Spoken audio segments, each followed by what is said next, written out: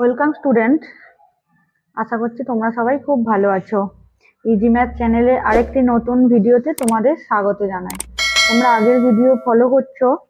যদি আমার চ্যানেলের ভিডিওগুলো ভালো লেগে থাকে তাহলে চ্যানেলটি লাইক অ্যান্ড সাবস্ক্রাইব করে রাখবে। যদি পরের ভিডিও দিলে তোমরা আগের নোটিফিকেশন পেয়ে যাবে। এবারে দেখো, ওই চ্যাপ্টারেরই 47 পেজের অঙ্ক ঠিক হয়েছে কিনা দেখি। ঠিক হয়েছে কিনা কোনগুলো আমরা দেখবো। আগে যে আমরা বিয়োগ করতে শিখলাম সেই বিয়োগগুলো আমি ঠিকঠাক করছি কিনা সেগুলো আমি চেক করব। এবার দেখো এই পেজে অঙ্কগুলো কেমন দিয়েছে। এই একটা ছেলে আছে আর একটা মেয়ে আছে। ছেলেটাও হিসাব করছে, মেয়েটাও হিসাব করছে। ছেলেটা হিসাব করে বলছে যে আমি যে হিসাবগুলো করছি ঠিকঠাক হয়েছে কিনা দেখি। মেয়েটাও বলছে ঠিকঠাক করছি কিনা দেখি। এবার চলো আমিও দেখি ওটা ঠিকঠাক করলো কিনা। তোমরাও দেখো, তোমরাও আমার সাথে সাথে করো। এবার বলছে 836 থেকে 425 বিয়োগ করতে হবে।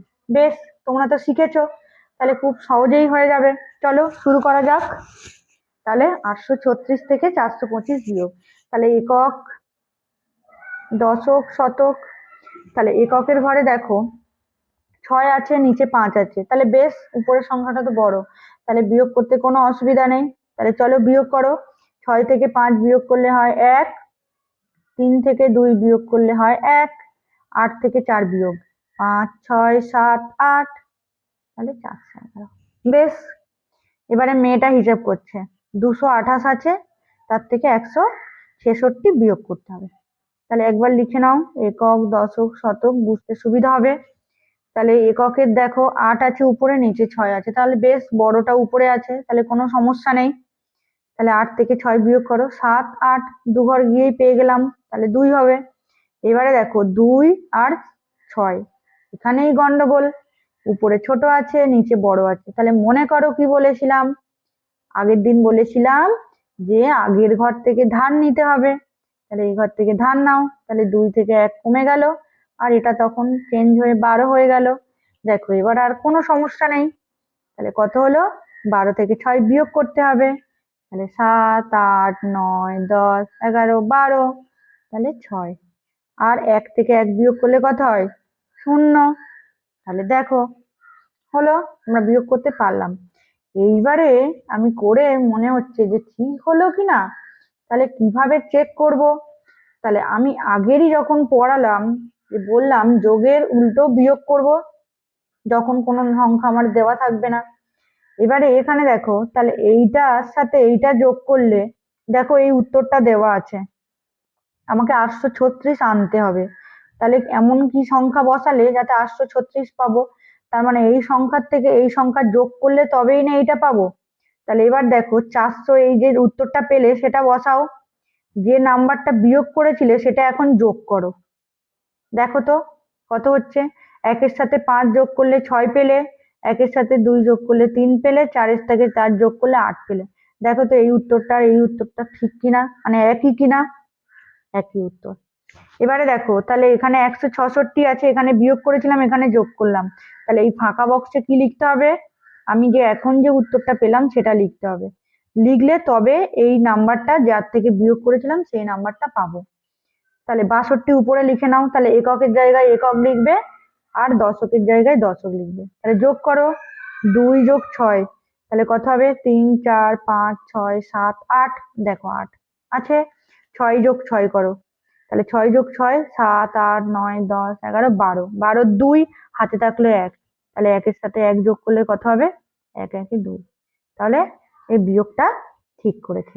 বেশ, তাহলে পরেরটা চলো, 206 থেকে 114 বিয়োগ। তাহলে 6টা কি আছে, বড় আছে। তাহলে 6 থেকে 4 বিয়োগ করলে 5, 6, দু ঘর গেলাম। এবার 0 থেকে 1 বিয়োগ। তাহলে 0 ছোট, তাহলে আমি এখান থেকে ধার নিলাম, এই শূন্যটা হয়ে যাবে 10।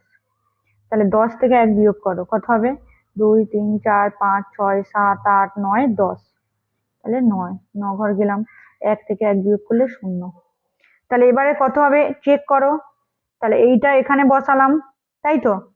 তাহলে এককের দিকে একক, দশকের দিকে দশক। 2 আর 4 কত, 6, 9 আর 1 10, 0 হাতে থাকলো 1, 1 আর 1 2।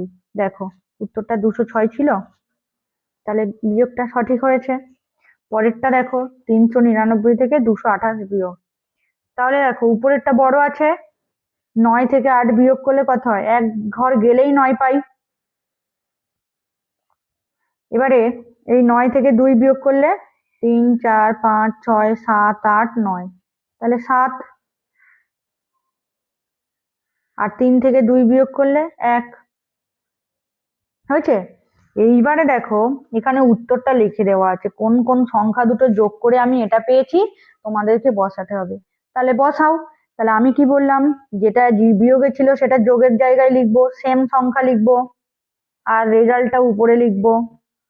দেখো 8 একে 9, 7 2 9, 1 2 3 হলো। বেশ, এবারে দেখো ফাঁকা ঘরে নিজের সঠিক মতো সংখ্যা বসাই। এবারে কি বলছে, আমার নিজের ইচ্ছা মতো বসাবো। ঠিক আছে, বেশ, বসাও। বসালাম 598 হয়েছে। এখান থেকে বিয়োগ করব 342। তাহলে অঙ্কটা খুবই সহজ, তোমরা বসিয়ে হিসাব করো আমার সাথে সাথে।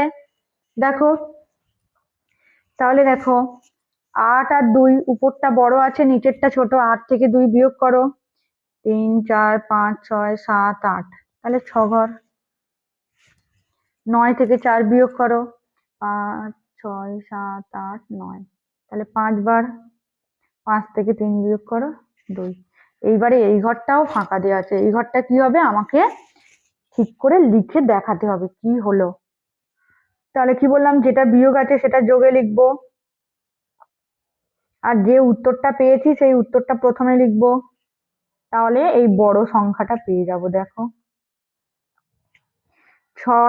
6 সাথে 2 যোগ করো 8, 5 সাথে 4 যোগ করো 9, 2 সাথে 3 যোগ করো 5। বেশ, এবারে উপরের সংখ্যা দেওয়া আছে 600।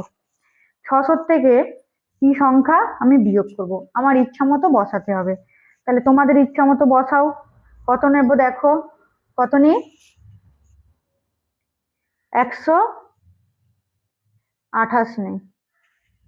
দেখো তাহলে কি হবে, এখানে শূন্য আছে ছোট, ধার করতে হবে দশক, এখানে লেখো একক দশক শতক।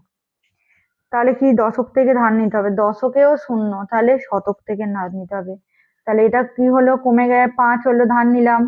এটা 10 হলো, 10, কিন্তু এটা একটা ধার নিয়েছি 9, তাহলে এইটা 10 হয়ে গেল, একটা ধার নিয়েছি। দেখো এবার কত সোজা হয়ে গেল। তাহলে 10 থেকে 8 বিয়োগ করো 9 10, দু ঘর গেলেই পেলাম। 9 থেকে 2 বিয়োগ করো, কত হবে?